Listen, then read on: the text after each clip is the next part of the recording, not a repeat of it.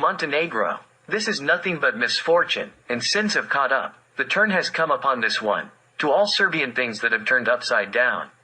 NJ goes, Skepon. All. The small. With the fall of the Duchy of St. Sava, Herzegovina, to the Turks in 1500, the last free Serbian land, which served as a refuge for Serbian nobles and knights from the already conquered Serbian territories, also fell. Thus began the Turkish era, which was also the era of Serbian darkness. In this darkness, during the 17th century, a new spark of Serbian freedom emerged in the region of Montenegro and the hills. Montenegro was a small, densely forested area, hence its name, while the hills consisted of 7 hills that were larger in size than Montenegro. United around the bishop in Cetinje, the Montenegrins and Highlanders, Brdani, sheltered in rugged and inaccessible terrain, began to resist Turkish domination. Their decision to live as free people was accompanied by the goal of reviving the Serbian state tradition.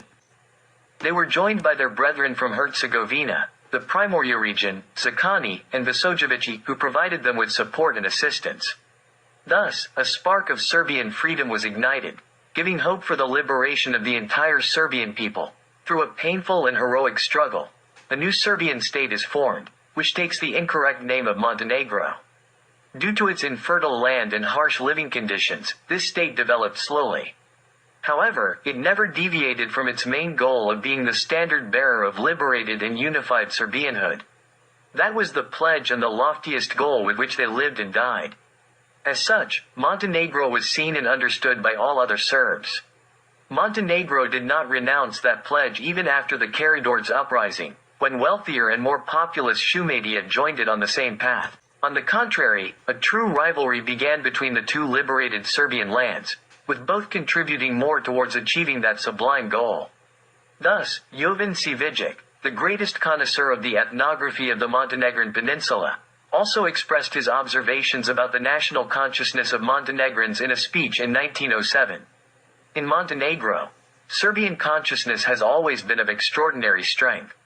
I have noticed that even every shepherd knows about the great Serbian entity, and that is almost the sole content of their higher national sentiment, after caring for their daily lives. These feelings and energetic Serbian aspirations were clearly evident in the assembly of the Serbian people of Montenegro. Gerhard Giesmann, a German Slavist who was well acquainted with Montenegro and wrote commendably about it, published the following observations. According to their legendary belief, the Montenegrin is not only the world's finest warrior but also a better Serb, more Serbian than all other Serbs. In another passage, he says, I find it remarkable, in my interactions with educated or uneducated Montenegrins, that they possess very little, Montenegrin, sense of state and national consciousness. They are, astonishingly, good Serbs. Their Serbian national sentiment and national consciousness are just as undeniable as those of the people from Šumadija or any Bosnian revolutionary. The only difference they allow to be made between them and others is that they are better Serbs, even better Serbs than others.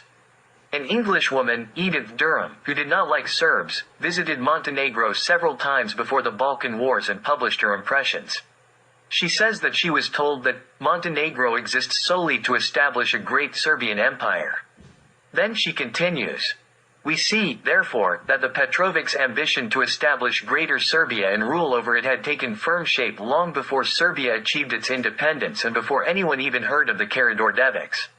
Regarding Prince Nikola, she says, from the beginning, he had only one ambition, to establish a great Serbian empire with the Petrovics as the ruling dynasty.